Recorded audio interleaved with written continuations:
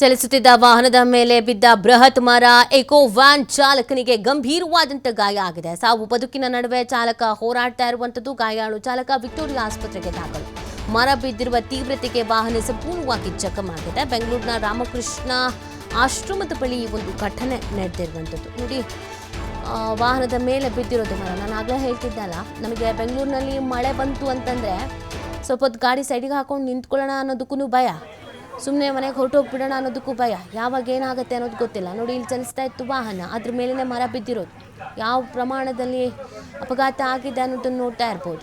ಈಗ ಚಾಲಕನಿಗೆ ಗಾಯಗಳಾಗಿದೆ, ಆತನನ್ನು ಆಸ್ಪತ್ರೆಗೆ ದಾಖಲು ಮಾಡಲಾಗಿದ್ದು ಟ್ರೀಟ್ಮೆಂಟ್ ಕೊಡೋ ಕೆಲಸ ಆಗ್ತಾ ಇದೆ. ಸದ್ಯ ಅವರ ಆರೋಗ್ಯ ಯಾವ ರೀತಿ ಆಗಿದೆ ಏನು ಅಂತ ಮಾಹಿತಿ ಸಿಗಬೇಕಾಗಿದೆ. ಸ್ವಲ್ಪ ಎಚ್ಚರಿಕೆ ವಹಿಸಿ. ಮಳೆ ಬರ್ತಾ ಇದೆ ಅಂತಂದರೆ ಸ್ವಲ್ಪ ನೋಡಿಕೊಂಡು ಎಲ್ಲಿ ನಿಂತ್ಕೋಬೋದು, ಗಾಡಿ ಎಲ್ಲಿಗೆ ಸೈಡ್ ಹಾಕ್ಬೋದು ಯೋಚನೆ ಮಾಡಿ ಬೆಂಗಳೂರಿನಲ್ಲಿರೋದು ತುಂಬಾ ಕೇರ್ ತಗೊಳ್ಳೋದು ಇಂಪಾರ್ಟೆಂಟ್ ಆಗುತ್ತೆ. ಇದೀಗ ನೋಡಿ, ಸಾವು ಬದುಕಿನ ನಡುವೆ ಚಾಲಕ ಹೋರಾಡ್ತಾ ಇದ್ದಾರೆ ಅನ್ನೋದ್ರ ಬಗ್ಗೆ ಮಾಹಿತಿ ಸಿಗ್ತಾ ಇದೆ.